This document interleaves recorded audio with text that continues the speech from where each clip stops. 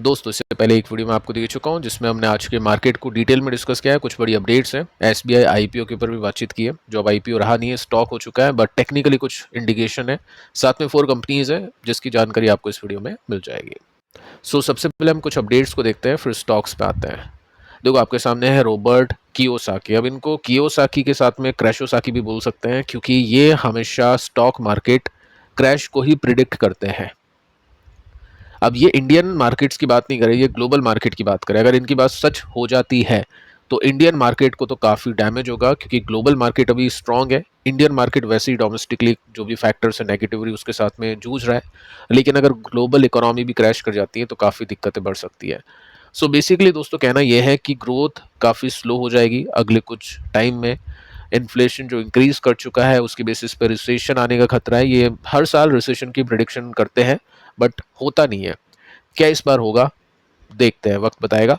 बाकी ये एडवोकेट करते हैं होल्ड करो एसेट्स लाइक गोल्ड। अभी गोल्ड भी नीचे है। गोल्ड तक तो चलो ठीक है, लेकिन यहाँ पे मेंशन कर रखा है कि बिटकॉइन भी आपको होल्ड करना चाहिए। तो गोल्ड और बिटकॉइन में पैसे डालो, बाकी सब बकवास है। आपको क्या लगता है, आप नीचे कमेंट कर सकते हैं। साथ में नेक्स्ट अपडेट आती है यूएस के साथ में जो इंडिया की ट्रेड डील चल रही है, जिनके ऊपर नेगोशिएशन अभी चल रहा है, उसको लेकर। अब देखो, फाइनली कुछ लॉजिकल यहाँ पे बोला है यूएस ने। यूएस के ऑफिशियल्स कहते हैं कि कम से कम लग जाएंगे 3 से लेकर 4 महीने,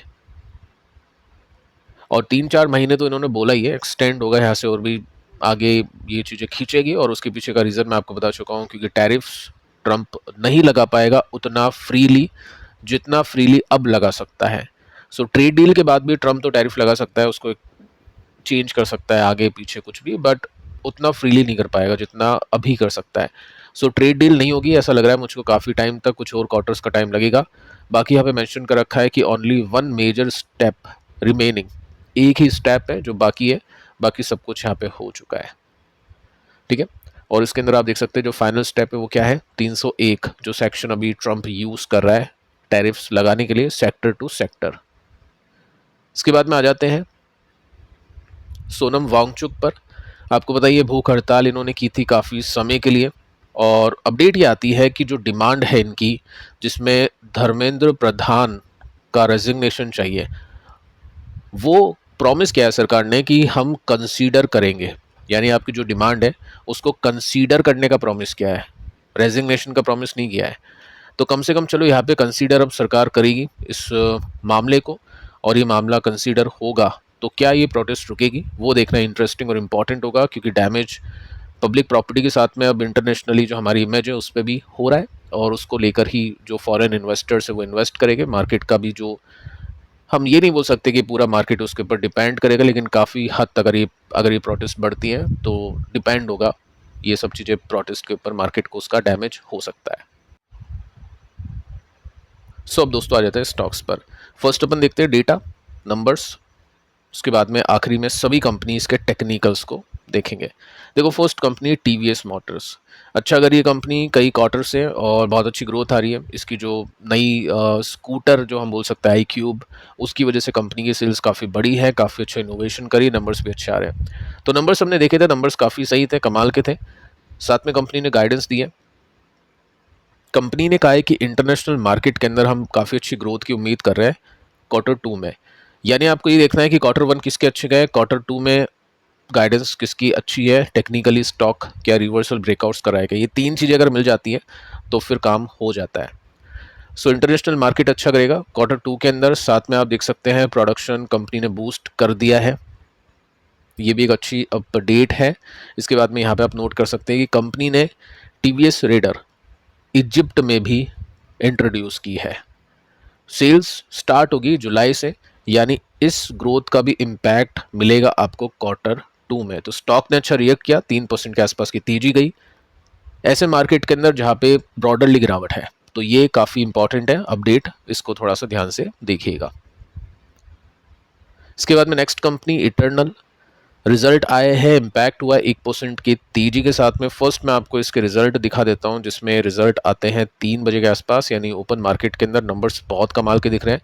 देखो, 1-1.5% का मार्जिन 3% का होते ही कैसी ग्रोथ आई है। ग्रोथ आपके सामने है। सेल्स कंपनी की बढ़ चुकी है 182% के साथ में। ये तो बहुत कमाल की ग्रोथ है। साथ में कंपनी का प्रॉफिट 300% के आसपास यानी 270% बढ़ा है। ठीक है, क्यूओक्यू बेसिस पे डिक्लाइन है, बट वायनवा बेसिस में काफ़ी अच्छी ग्रोथ कंपनी ने दी है। अब देखिए कंपनी क्या कहती है, कंपनी कहती है कि हम कोई भी इम्पैक्ट नहीं देख पा रहे, यानी कोई भी नेगेटिव इम्पैक्ट हम नहीं देख पा रहे इन्फ्लेशन का। अच्छी बात है, फ्यूल अभी थोड़ा सा ऊपर गया था 3-4 रुपीज़, कच्चे माल का भी जो प्राइस है ऊपर जा चुका है, लेकिन कंपनी को कोई भी प्रॉब्लम नहीं है, यानी जो फूड ऑर्डर है वो बढ़ रहे हैं, कोई कमी नहीं है उसके अंदर। ब्लिंकिट आप देख सकते हैं, ब्लिंकिट भी काफ़ी अच्छा कर रहा है, कोई प्रॉब्लम यहाँ पे भी नहीं आएगी, वॉल्यूम्स के अंदर कोई भी इम्पैक्ट देखा नहीं गया इन्फ्लेशन का। ठीक है, ये आप पढ़ सकते हैं यहाँ पे। साथ में एलएफएल को देखें तो वो 171% के साथ में ग्रो कर चुकी है, क्यू की बेसिस पे 44% के साथ में ग्रो कर चुकी है। एलएफएल यानी जो पुराने जो स्टोर्स इसके, या जो भी इनका स्टोर करने का जो हम बोल सकते हैं एनवायरनमेंट होता है, जो भी है उसके अंदर कितनी ग्रोथ है, मतलब पुराने जो कैटेगरीज है, पुराने जो मार्केट है, वो अभी बहुत अच्छा कर रहे हैं। ये बहुत अच्छी न्यूज़ है, क्योंकि डीमार्ट को अगर आप देखोगे, ट्रेंड को अगर आप देखोगे, तो वहाँ पे साथ में डोमिनोज यानी जुबिलेंट फूड को भी देखोगे तो एलएफएल उनका अच्छा गया नहीं है, इसका एलएफएल काफ़ी अच्छा है, सो बहुत अच्छी अपडेट है। अब हम आते हैं नेक्स्ट कंपनी पे जिसका नाम है एसआरएफ। 4% के साथ में स्टॉक नीचे गया, इंटरेस्टिंग है क्योंकि नंबर्स काफ़ी कमाल के गए इसके। 32% की सेल्स ग्रोथ है, 76% की प्रॉफिट ग्रोथ है। Profit all time high, sales all time high, Q की बेसिस पे जंप, वायनवा बेसिस पे जंप। बड़ी बात दोस्तों ये है कि एस्टिमेट थी 5.2 बिलियन रुपीस की और प्रॉफिट आ चुका है 7.6 बिलियन रुपीस का। तो नंबर्स मुझे तो कहीं से भी ख़राब नहीं लगे, लेकिन मार्केट ने थोड़ा सा रिएक्शन दिया है negatively. I don't know why. एक बार हम यहाँ पे इसकी गाइडेंस अगर हो तो उसको चेक कर लेते हैं। तो कंपनी ने ग्रीन लाइट इन्वेस्टमेंट 250 करोड़ का अप्रूव किया है, प्लांट अपनी कैपेसिटी को इंक्रीज करेगा, तो ये तो अच्छी अपडेट है। Chemical business increase by 22%, guidance दी थी 15-20% की, तो ये भी गाइडेंस अच्छा किया है, मार्जिन भी अच्छे हैं, तो सब कुछ ठीक है। देखते हैं कि कल क्या होता है, स्टॉक किस तरह से रिएक्ट करता है। टिप्स म्यूजिक, हो सकता है स्टॉक आपके पास में नहीं हो, लेकिन सीखने के लिए देखो इसको।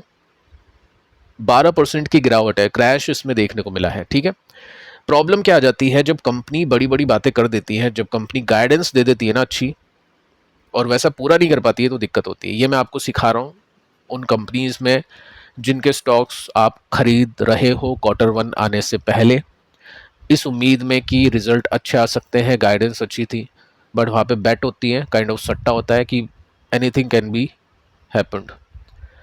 अभी इसमें हुआ क्या है टिप्स के अंदर, देखो आप, अप्रैल का डेटा है, गाइडेंस दी थी 20% ग्रोथ की, कि 20% हम ग्रो करने वाले हैं, और ये ग्रोथ क्या है, सेल्स नहीं है, यहाँ पे देखो मेंशन कर रखा है प्रॉफिट है। ठीक है, और कंपनी ने फिर दोबारा बोला कि ग्रोथ के अंदर कोई कमी नहीं होगी, 20% की ग्रोथ हम देंगे, ऐसी बातें कर दी। अब रिजल्ट कैसे आया है वो मैं आपको बता देता हूँ। देखो टिप्स के रिजल्ट कैसे हैं। सेल्स तो चलो इन्होंने 20-21% की दे दी, प्रॉफिट तो ग्रोथ की वजह से, मतलब ग्रोथ की जगह डी ग्रोथ दे दी, 5% की डी ग्रोथ है, जबकि 20% की ग्रोथ की बातें हुई थी। अगर ये बात पूरे फाइनेंशियल ईयर की भी हुई थी तो भी वो अचीव अब नहीं होगा, क्योंकि एक क्वार्टर अगर इतना खराब चल जाता है तो फिर वो पूरी फाइनेंशियल ईयर की जो ग्रोथ है उसको डुबो देता है। ठीक है, तो ये सब चीज़ें आप देख सकते हैं, सीखने के बेसिस पे है। आगे चलते हैं। बजाज ऑटो 6% की तेजी, कल इसके नंबर्स आए थे, नंबर्स आने के बाद में आज ब्रोकिंग कंपनीज ने इसको अच्छे टारगेट्स वगैरह दिए। सेकंड आप देख सकते हैं कि कंपनी ने मेंशन किया कि कंपनी एम कर रही है इंक्रीज करने का production nearly 25% to reach 9 million units annually. Focus करी ईवी पर, प्रीमियम मोटरसाइकिल्स पर, जहाँ पे मार्जिन इनके अच्छे आएंगे। साथ में गाइडेंस अच्छी आ चुकी है, management remain optimistic about Q2 और पूरा फाइनेंशियल ईयर 27। सो अच्छे नंबर्स हैं, अच्छी गाइडेंस है। टेक्निकली देखते हैं अब इन कंपनीज का हाल one by one. TVS motor, अच्छे नंबर गए इसके, अच्छी गाइडेंस है, कंपनी इजिप्ट के अंदर एक्सपेंड कर रही है। साथ में पहले भी इसमें एक ब्रेकआउट हुआ था, उसके बाद में स्टॉक ने अच्छा परफॉर्म किया कुछ क्वार्टर्स तक, 34% स्टॉक चला था। अब सिग्नल देखते हैं कि मिलता है नहीं मिलता ब्रेकआउट का, उसके बाद में चीज़ें किस तरह से प्ले होती हैं। फिलहाल सिग्नल का वेट करेंगे इन्वेस्टर, ब्रेकआउट का यानी। एसआरएफ नंबर्स अच्छे गए, स्टॉक 4% नीचे, पता नहीं क्या रीज़न हो गया इसके पीछे का, कल देखते हैं कि कैसा प्राइस एक्शन होता है। बाकी रिजल्ट Q1 अच्छे थे, Q2 पूरे फाइनेंशियल ईयर की गाइडेंस अच्छी है, मार्जिन वगैरह सब कुछ ठीक है। ठीक है, केमिकल बिजनेस भी अच्छा कर चुका है, गाइडेंस से बेटर परफॉर्म किया है। सो अगर ये ऑल टाइम हाई भी जाता है, जिसके चांसेस हाई है नंबर्स को देखते हुए, तो 16% का गैप है, प्लस एक ब्रेकआउट इसमें आ चुका है। इसके बाद में इंटरनल अच्छे नंबर्स हैं, अच्छी गाइडेंस है, और स्टॉक भी अभी ऊपर जाने के लिए तैयार है। अगर ये स्विंग कंप्लीट होता है तो 27% का गैप इसमें देखने को मिलता है। एलएफएल और जो भी कैटेगरीज है इसकी, ब्लिंकिट, फूड डिलीवरी बिजनेस, दोनों अच्छा कर चुके हैं। ठीक है, ये कोई गाइडेंस नहीं देते प्रॉपर तरीके से कि 15-20% की ग्रोथ होगी, कितना होगा, तो वो चीज़ थोड़ा सा रिस्की हो जाता है। टिप्स, स्टॉक चल गया था अच्छे नंबर्स को देखते हुए, अच्छे गाइडेंस को देखते हुए, बट अभी आपने देखा कि क्या हुआ। 20% की ग्रोथ की बात की थी और 5% की डी ग्रोथ निकाल दी। अगर स्टॉक अपने सपोर्ट पर दोबारा से आता है तो 22% का गैप इसमें। ठीक है, इसको थोड़ा सा नेगेटिवली देखना होगा। बजाज ऑटो काफ़ी अच्छी ग्रोथ चल रही है, स्टॉक कंसिस्टेंटली ऊपर जाने की कोशिश कर रहा है। अब इसी हिसाब से चलेगा तो बीच बीच में देखो 10-10% के करेक्शंस भी आते हैं, लेकिन अगर ये यहाँ से ब्रेकआउट करता है तो 15% का गैप है। अल्टीमेटली 10% की हम यहाँ पे थोड़ा सा इन्वेस्टर रिस्क मैनेजमेंट के हिसाब से रखेगा रिस्क, और बाकी नंबर्स अच्छे हैं, सब कुछ ठीक है। देखते हैं कैसा परफॉर्मेंस यहाँ पे होता है। फिलहाल दोस्तों इस वीडियो में इतना ही, कल के वीडियोस आप देख लेना, पिछले वीडियो को भी देख लेना। मिलता है नेक्स्ट वीडियो में, तब तक के लिए बाय बाय।